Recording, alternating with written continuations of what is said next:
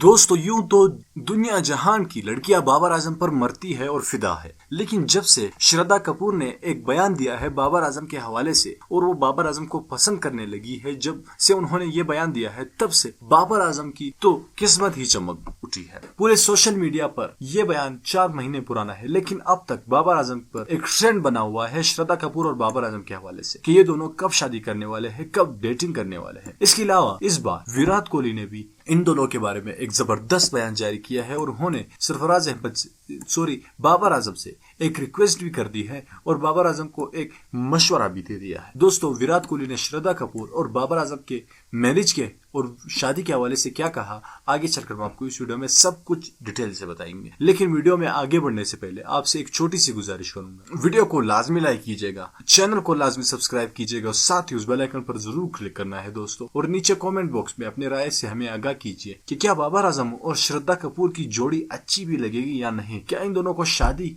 कर लेनी चाहिए या नहीं। आपका कमेंट हमारे लिए काफी ज्यादा अहमियत के हामिल है। दोस्तों, इस कंट्रोवर्सी पर तो सबने अपने बयान जारी किए बाबर आजम और श्रद्धा कपूर के हवाले से, लेकिन इस बार विराट कोहली मैदान में आ चुके हैं और विराट कोहली ने श्रद्धा कपूर और बाबर आजम के एंगेजमेंट और शादी के हवाले से कहा कि मैं ये क्या ड्रामा लगाया हुआ है लोगों ने। अगर श्रद्धा कपूर बाबर आजम से शादी करना चाहती है तो बाबर आजम को नखरे नहीं करने चाहिए। दोस्तों, ये विराट कोहली के साफ अल्फाज थे जो उन्होंने ट्विटर पर एक ट्वीट किया, ये कमेंट किया उन्होंने बेसिकली, तो ये एक बयान ही हुआ और उन्होंने अपने राय का इजहार एक मजाकिया अंदाज में किया कि बाबर आजम को नखरे नहीं करने चाहिए क्योंकि श्रद्धा कपूर एक बड़ी एक्ट्रेस है। इसके अलावा विराट कोहली ने यह कहा कि बाबर आजम के साथ मेरी अच्छी यारी है और बाबर आजम के लिए मैं दुआ करूंगा कि वो जिस लड़की से वो प्यार करते हैं वो उनके जीवन यानी जिंदगी में आ जाए।